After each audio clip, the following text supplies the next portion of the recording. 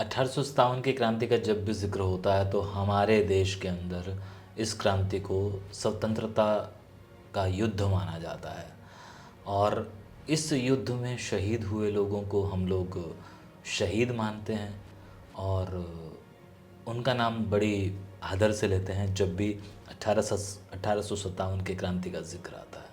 लेकिन British government ने अपने कुछ किताबों में उन्हें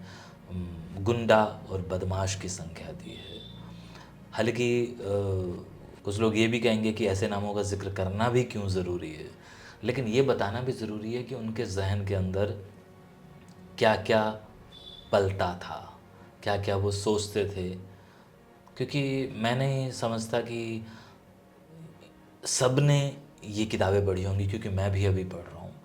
और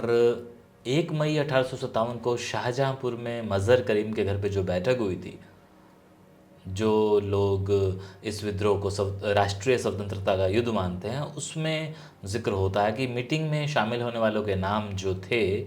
जिन्हें हम शहीद का दर्जा देते हैं, जिन्हें हम कहते हैं कि हाँ ये हमारे हिंदुस्तान के वो लोग थे जिनकी वजह से हमें 1857 की क्रांति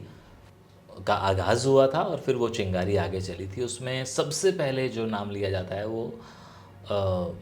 मंगल खान का नाम लिया जाता है और घनश्याम सिंह, कालका प्रसाद, कैदर अली खान, निज़ाम अली, कुदरत अली, अब्दुल रऊफ़ खान, शीतल सिंह, दौलत राय, ये वो नाम हैं जो ब्रिटिश अधिकारियों द्वारा गुंडा और बदमाशों की संज्ञा दी गई थी इन लोगों को। अब उन किताबों का ज़िक्र हमारे यहाँ नहीं होता है, लेकिन जब हमारे कुछ स्कॉलर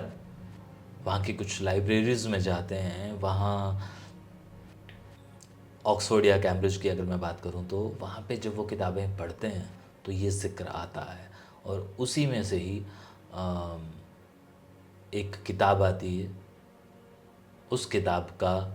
एक सफ़ा है जिसके अंदर ये बातें आती हैं और जब वो मेरे हाथ लगती हैं तो मैं वीडियो बनाने को मजबूर हो जाता हूँ। शुक्रिया।